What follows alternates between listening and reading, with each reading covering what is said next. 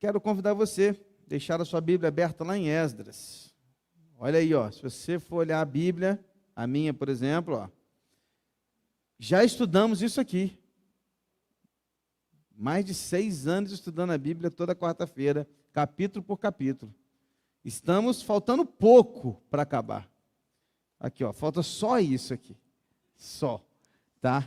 Então está quase acabando. Você vai ter que me tolerar por muitos anos aí, de repente acabar de estudar a Bíblia toda aqui. Hein? Espero que Deus me dê saúde, força e vigor e a todos nós para que a gente continue. Amém, irmãos?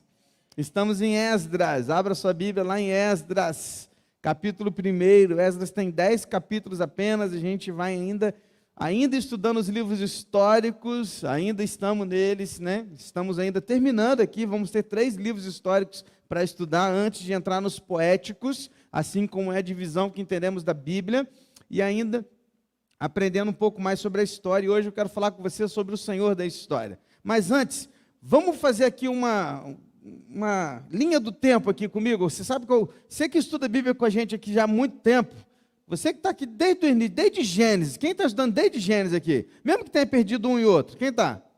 Ó, tem 1, 2, 3 ali, 4, 5, só dinossauros, né? Só a galera da fera, galera boa, tá aí, ó. Turma segurando a onda, que bom, que bom. Então vamos lá, vamos pegar aqui, Gênesis, vamos lá? Criação, temos a criação, temos então, né, toda a questão da criação, pecado, Adão e Eva, pecados, Caim, Abel e tudo mais, Noé, dilúvio e toda aquela situação toda que a gente conhece. A linha histórica que você muito raso, tá? Só para a gente chegar até em Esdras. Depois a gente vem então chamado de Abraão. Abraão então é chamado por Deus para sair da sua terra, da sua parentela, de uma terra que ele ia mostrar. Abraão vai ter o seu filho Isaque.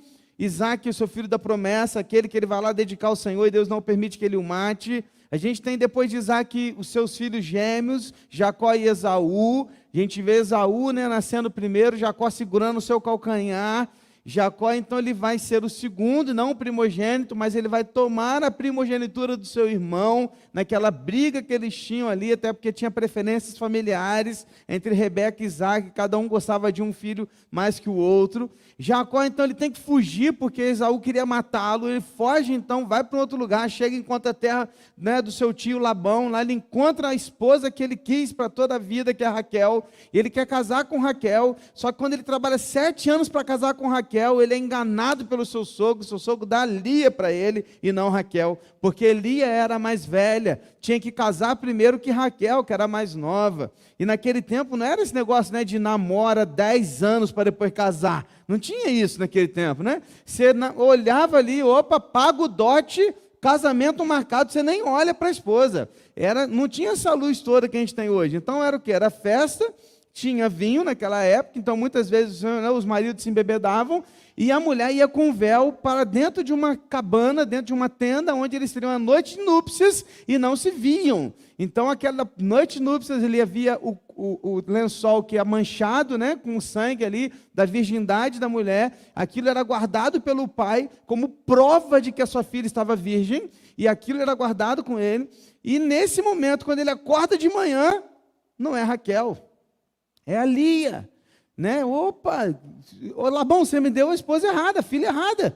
Não está errado não, filho, ela tem que casar primeiro ela, agora a Raquel. Mas você vai trabalhar mais 7 anos para você ter Raquel. Então ele trabalha 14 anos para ter a esposa que ele queria.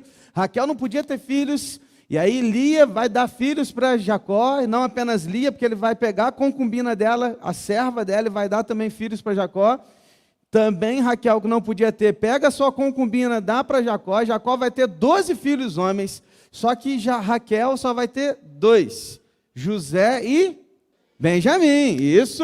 Então Benjamim é o queridinho lá, né, porque ele é o mais novinho, é o caçula, mas José é o queridão, porque José era o primogênito da Raquel. E Jacó vai dar túnica colorida, né? José vai ter sonhos, eu vou governar e tal. Os irmãos dele, detestando isso, o que fazem? Pega ele e fala, vamos matar você. Um lá, não mata não. Joga dentro de um buraco, passa uma caravana indo para o Egito, essa caravana eles vendem José para essa caravana e vai embora para o Egito. E a história toda vai lá se desenrolar, né? Cadeias e tal, mulher lá, você sabe de tudo. No final das contas, José vai virar o governador do Egito. Vira o governador do Egito, traz a família dele para cá, porque aí na época de fome ele consegue trazer toda a família, há o perdão, há a reconciliação, o pai dele consegue se reencontrar, eles se reencontram, aquela cena linda, maravilhosa, só que José morre. José morre e o tempo passa, e os faraós que vinham em seguida não conhecem a história de José, escravizam o Israel, todo o povo de Israel, passam-se 430 anos dentro de escravidão no Egito. Estamos comigo? Está comigo? Show? Chega 430 anos, o povo clamando, clamando, clamando, Deus levanta Moisés. Moisés, vem cá, filhão, você vai libertar meu povo. Moisés vem, é chamado por Deus, derrama lá as 10 pragas, a Páscoa, e leva todo mundo para o deserto, passa o Mar Vermelho, vai para o deserto. No deserto, os espias lá, ele faz os espias para logo ir entrar na Terra Prometida. Os espias falam o quê?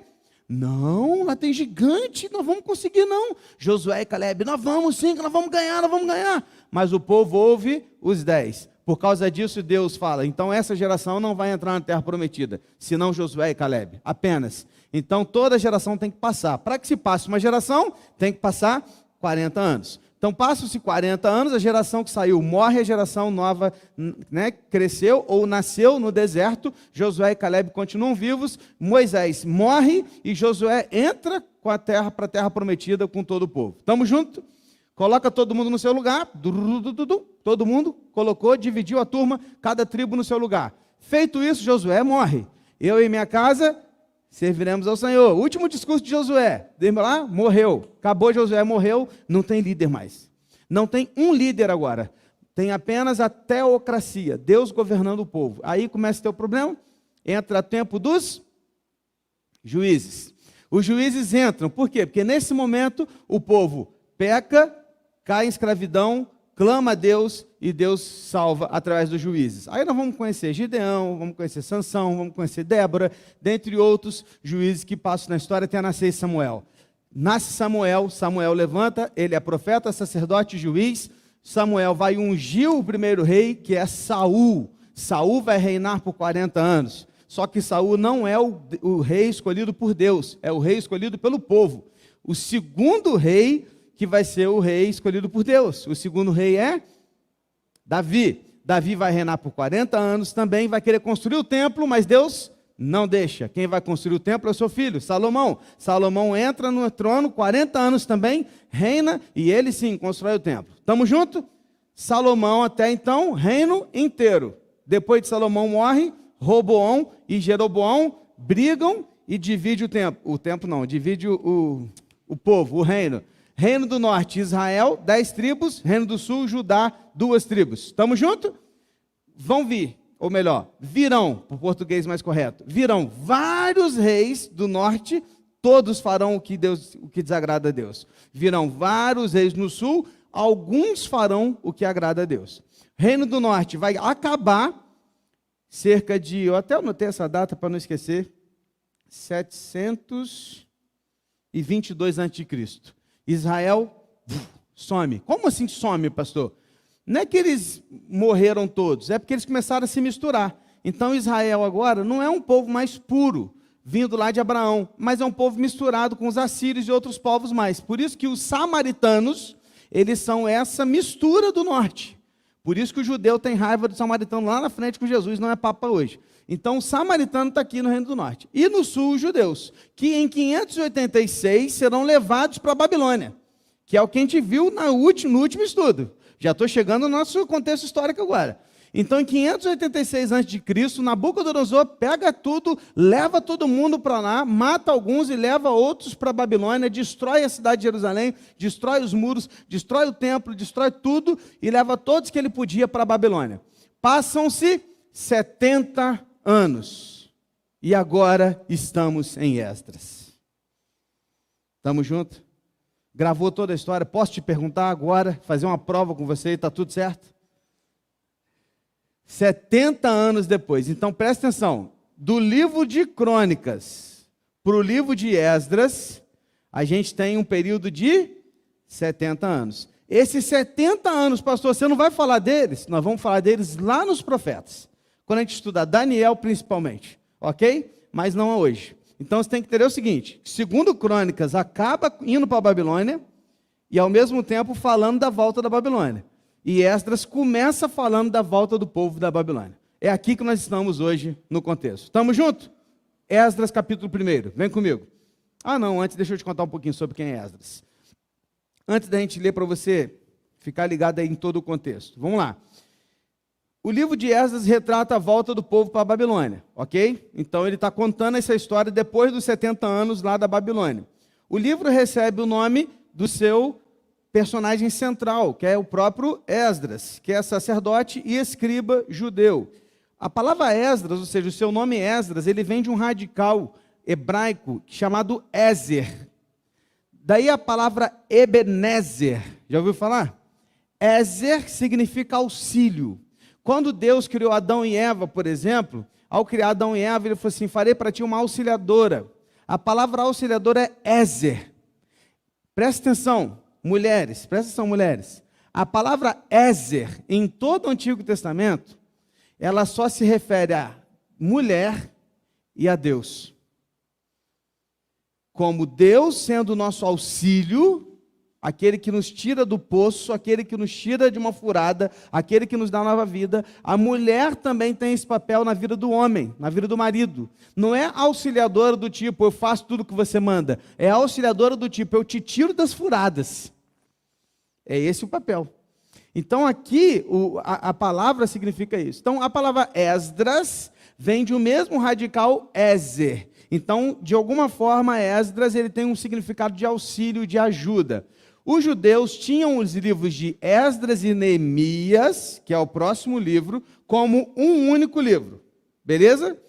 Então, Esdras e Neemias, por exemplo, para os judeus, era um único livro. Era um livro só. Mas nós, depois da Septuaginta, temos hoje, né, a Bíblia para nós, na atualidade, dividido em 2 livros, Esdras e Neemias. Vamos estudar Neemias um pouco mais adiante. O autor do livro de Esdras é o próprio, é o Esdras. Ele compilou e editou muita coisa em outras fontes, mas ele é o responsável para colocar tudo em ordem.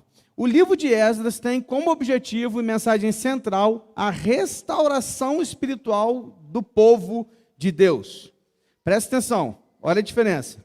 Neemias tem um papel mais de restauração material, levanta os muros, restaura a cidade, material. Esdras tem um papel de restaurar espiritualmente o povo. É aquele que vai usar a palavra de Deus, vai ensinar a palavra de Deus, e a partir da palavra de Deus vai restaurar a vida espiritual do povo de Deus. Estamos juntos?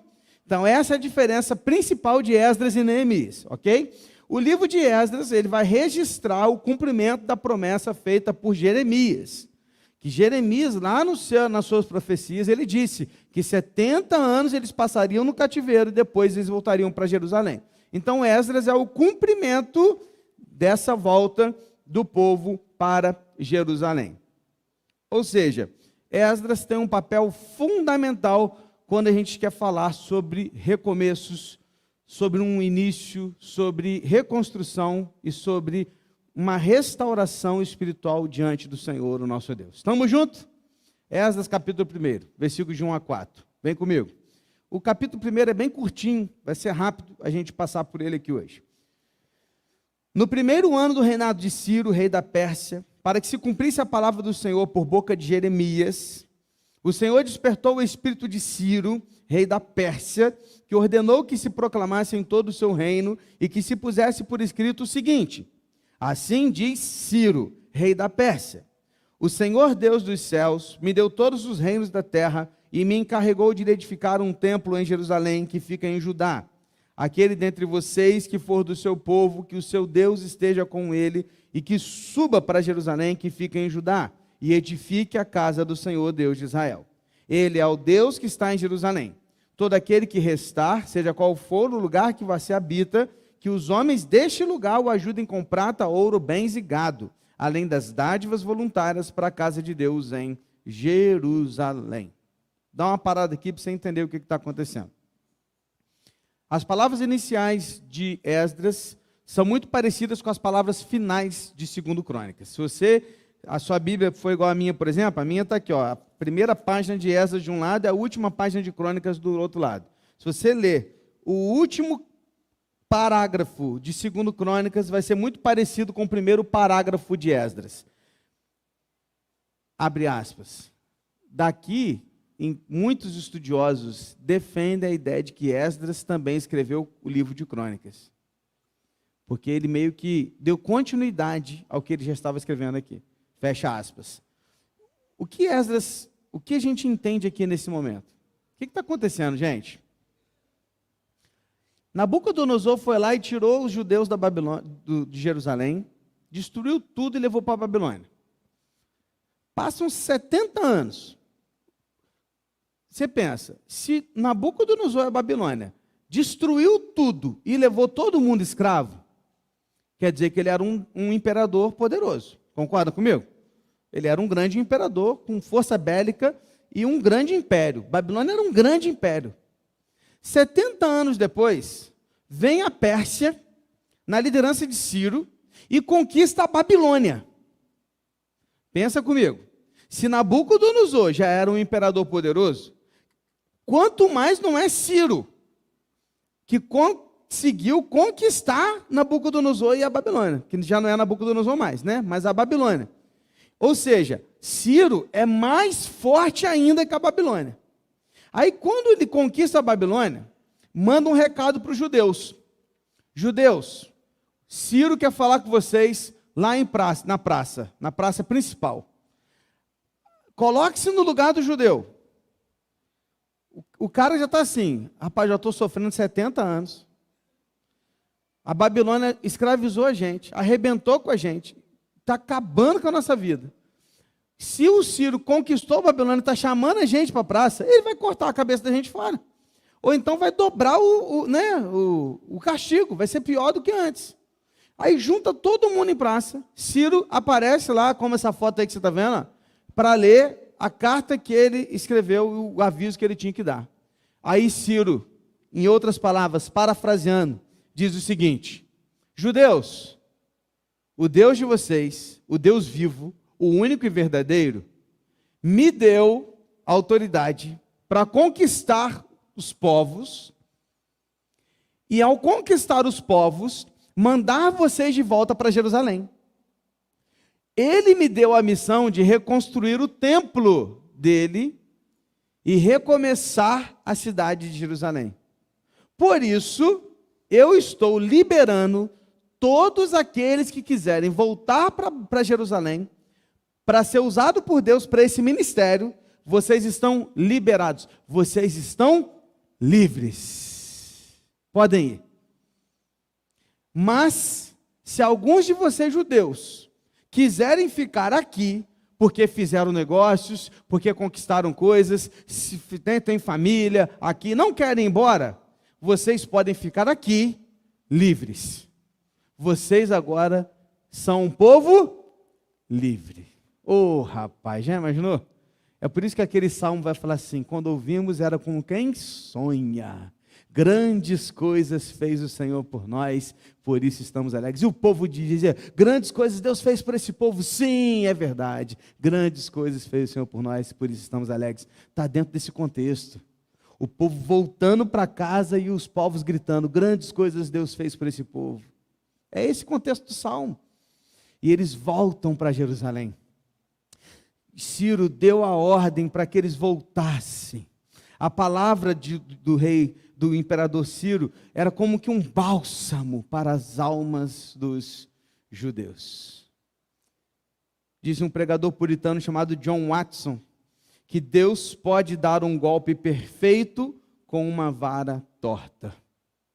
E foi isso que ele fez. Ciro não era servo de Deus, Ciro não era alguém que servia a Deus, mas Deus usa quem Ele quer, da forma como Ele quer, para a glória dEle, para cumprir os propósitos dEle. Lembra daquela historinha que de vez em quando eu conto aqui, da mulher cristã que ligou para a rádio, falando que precisava de uma cesta básica, porque ela não tinha nada para comer? Você lembra dessa história?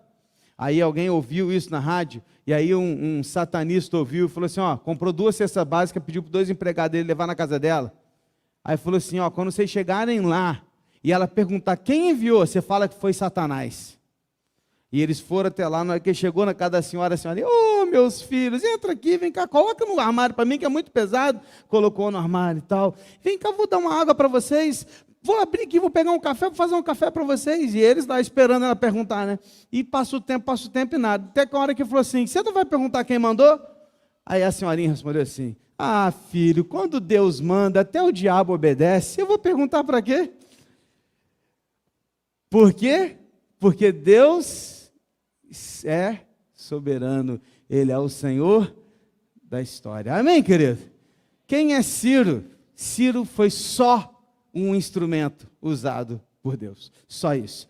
Deus escrevendo perfeitamente através de uma vara torta. Vamos lá, versículos 5 e 6. Então se levantaram os chefes de família de Judá e de Benjamim, os sacerdotes, os levitas e todos aqueles cujo espírito Deus despertou para subirem a edificar a casa do Senhor em Jerusalém. Todos os que moravam nos arredores os ajuntaram com objetos de prata e de ouro, bens, gado e coisas preciosas, além de todas as ofertas voluntárias. Para um pouquinho.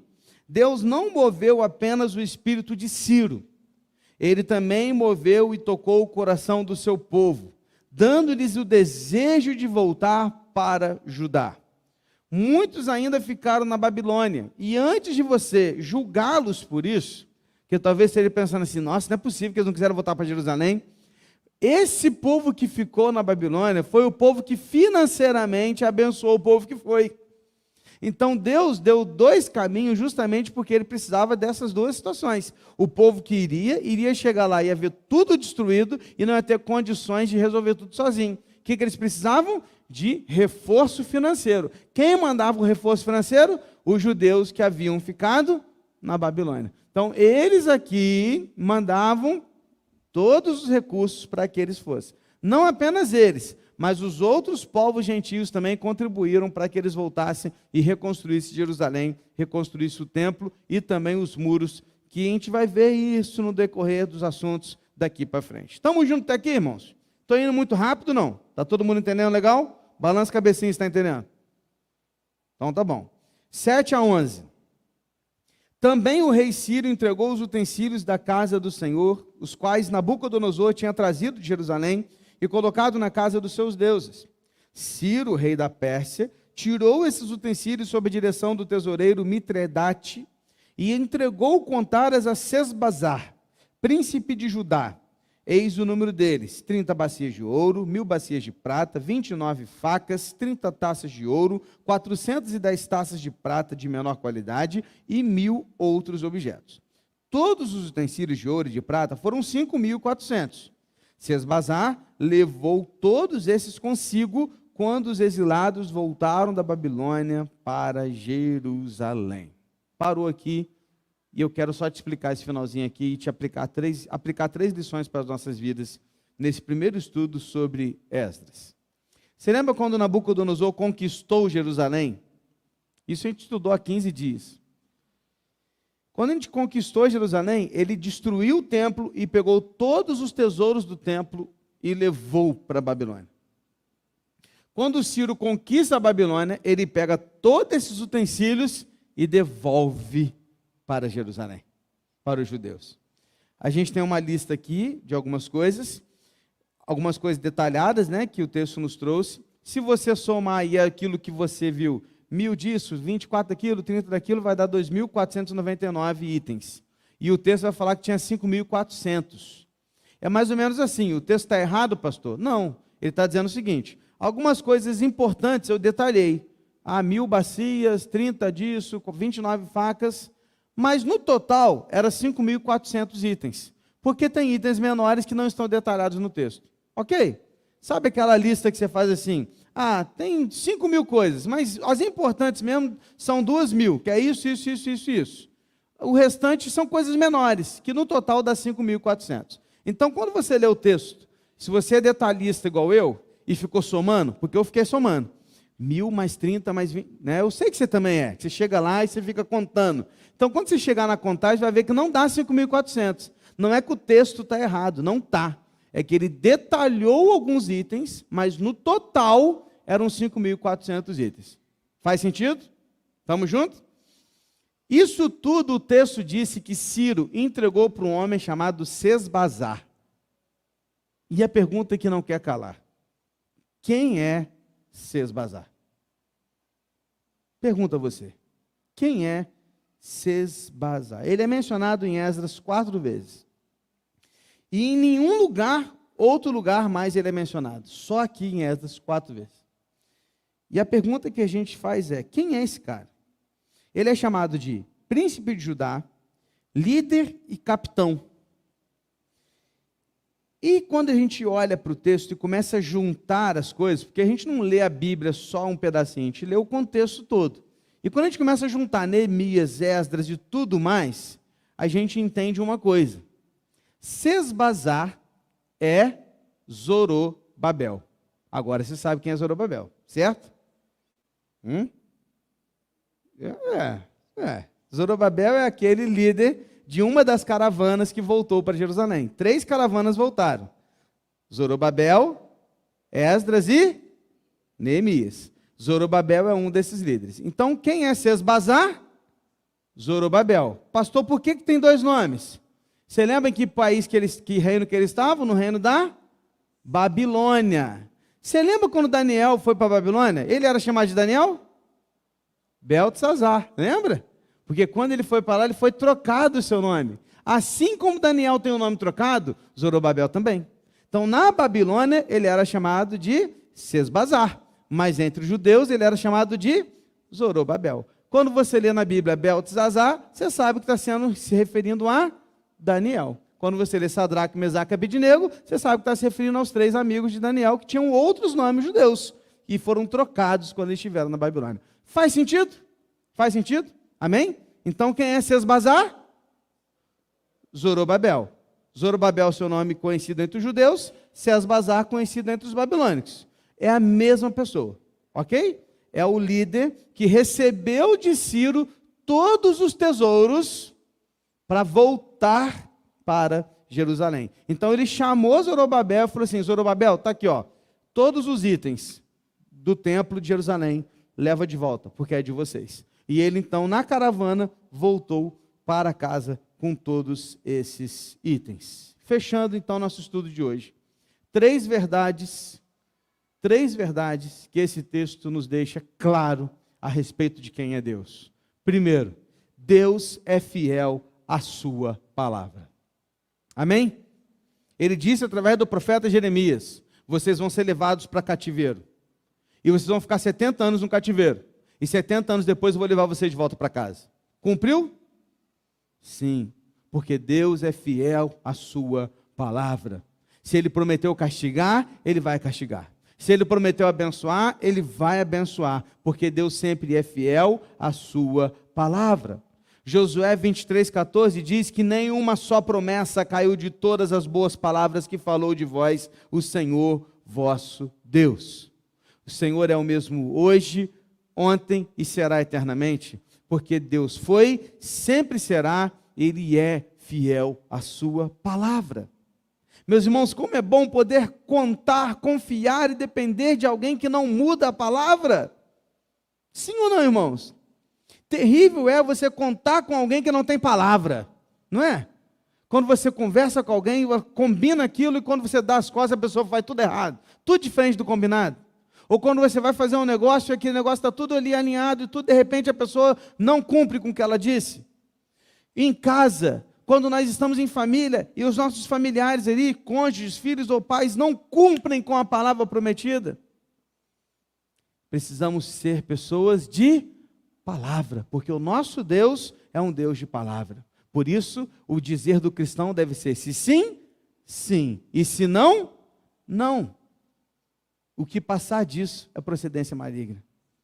O que nós precisamos entender, queridos, é que o nosso Deus, Ele é fiel à sua palavra. Ele disse que ia enviar Jesus Cristo e enviou.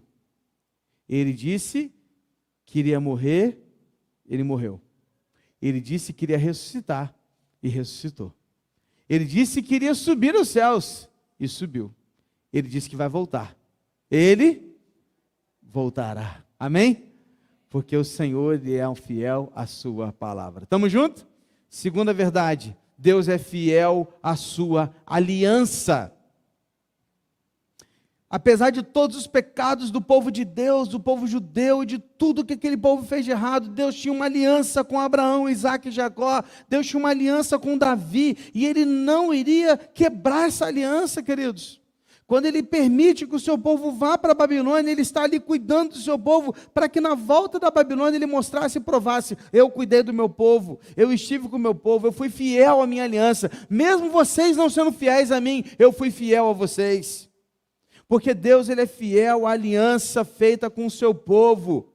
Por intermédio dos judeus, o mundo receberia o Cristo Jesus, o Messias, o Salvador, e por isso Deus precisava manter fidelidade à sua aliança, porque Jesus veria como veio do povo de judeus, dos judeus.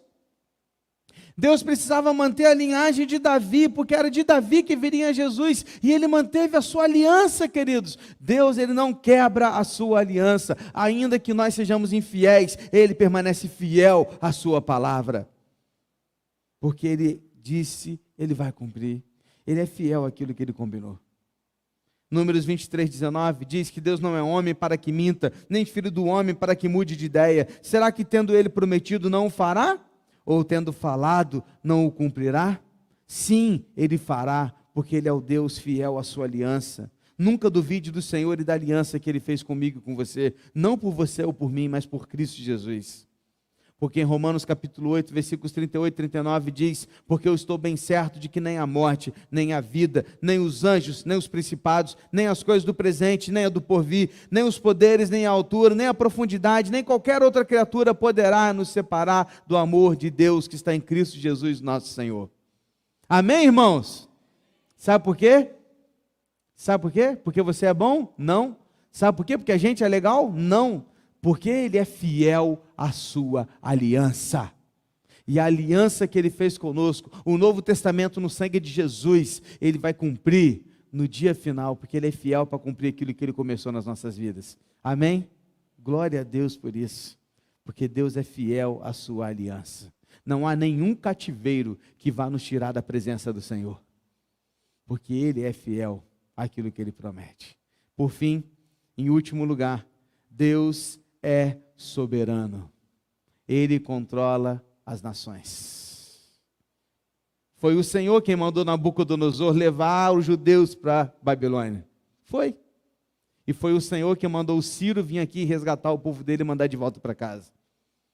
Nem Nabucodonosor, nem Ciro pertenciam ao Senhor. Não eram servos do Senhor. Não adoravam o Senhor. Não. Mas isso não impediu o Senhor de usá-los. Porque o Senhor é soberano e Ele usa quem Ele quer. Deus pode fazer o que bem entender com os governantes da terra, como fez com Faraó no Egito, com Senaqueribe, quando falávamos agora recentemente sobre Ezequias, quando ele fez com César Augusto no tempo de Jesus e com Herodes Agripa I, lá em Atos capítulo 12. O rei Josafá se expressou perfeitamente quando disse: ah, Senhor, Deus dos nossos pais, porventura não és tu Deus nos céus? Não és tu que dominas sobre todos os reinos dos povos? Na tua mão está a força e o poder, e não há quem te possa resistir. Segundo Crônicas 20, versículo 6. Por mais que tudo pareça perdido, ou que o mundo não tenha mais jeito, lembre-se, o Senhor continua no seu alto e sublime trono. E Ele pode mover uma nação inteira, se for preciso para cumprir o seu propósito. Presta atenção, presta atenção. Eu não disse que Ele pode mover uma nação inteira para atender o seu desejo. Eu não disse isso. Ele pode mover uma nação inteira para cumprir o propósito dEle, para a glória dEle, para a honra dEle, para cumprir aquilo que Ele prometeu. Está entendendo? Porque nós não estamos no centro dessa equação. O centro dessa equação é Jesus Cristo, o Senhor. E Ele vai mover o que for preciso, para que no final de tudo, tudo esteja na glória do nosso Pai. Porque é sobre a glória dEle, é sobre a honra dEle. Porque Deus é soberano. Ele é o Senhor da história. Amém? Feche seus olhos, querido. Vamos orar. Vamos fechar esse tempo de estudo, clamando ao Senhor. o soberano Deus. Querido Deus e Pai amado, obrigado por esse estudo inicial sobre o livro de Esdras, que nos fez lembrar e refletir da linha do tempo até chegar aqui, e ao mesmo tempo, Senhor, também já nos mostra lições tão valiosas sobre quem Tu és, pois o Senhor é fiel à Sua palavra, o Senhor é fiel à Sua aliança, e o Senhor é soberano, controlador de todas as coisas. Às vezes, quando a gente fala isso, nos parece estranho, por exemplo, falar dessa tragédia no Rio Grande do Sul. E talvez ao falar sobre isso, algumas pessoas ouçam e entendam: então quer dizer que Deus mandou essa tempestade e Ele mandou que tudo lá desse errado. Enquanto que quando servos do Senhor podemos entender plenamente o que é a sua vontade permissiva e a sua vontade objetiva. Porque, na verdade, o que acontece em Rio Grande do Sul e em tantas outras tragédias ao redor do mundo, nada mais é que resultado dos nossos próprios pecados, das nossas próprias escolhas. Porque, assim como a Tua palavra diz também, o mundo jaz do maligno. Mas ainda que este mundo pertença hoje ao maligno, acima de tudo ele ainda pertence ao Senhor. Porque o Senhor controla todas as coisas. O Senhor é Deus nos céus, na terra e debaixo da terra. O Senhor é Deus sobre todo o universo. O Senhor é o Criador, aquele que pela sua palavra criou todas as coisas, criou do nada. O Senhor é aquele que é o soberano, todo-poderoso, conhecedor de todas as coisas. Ao Senhor nós nos prostramos e o adoramos. E obrigado, porque mesmo sendo tão poderoso e soberano, o Senhor permanece fiel à sua palavra e à sua aliança. E é por isso que esse mundo ainda não foi destruído. Porque se o Senhor olhasse para nós e julgasse-nos pelos nossos próprios méritos, estaríamos todos perdidos. Mas porque o Senhor é fiel à sua graça e a Cristo Jesus que veio dar a vida por nós, o Senhor ainda derrama sobre este mundo misericórdia e graça, e ela se renova a cada manhã nas nossas vidas. Obrigado por isso, porque o Senhor é fiel à sua própria palavra, ao seu próprio caráter e à sua própria aliança. Isso não depende de nós, mas depende do Senhor, porque se dependesse de nós, estaríamos completamente destruídos. Obrigado, Deus, pelo teu maravilhoso amor. Obrigado por ser o Deus das nossas vidas e o Senhor dos nossos corações. Oramos assim no nome de Jesus. Amém, Senhor. E que o amor de Deus o Pai, a graça salvadora do nosso Senhor e Salvador Jesus Cristo, a comunhão e a consolação do Santo Espírito de Deus, esteja presente com todo o povo de Deus na face da terra, em particular com o teu povo aqui neste lugar, agora e para todo sempre. Amém, Senhor. Que Deus abençoe a sua vida. Espero que esse estudo tenha feito sentido para o seu coração. Não perca os próximos capítulos. Vamos continuar firmes em Esdras. Deus te abençoe.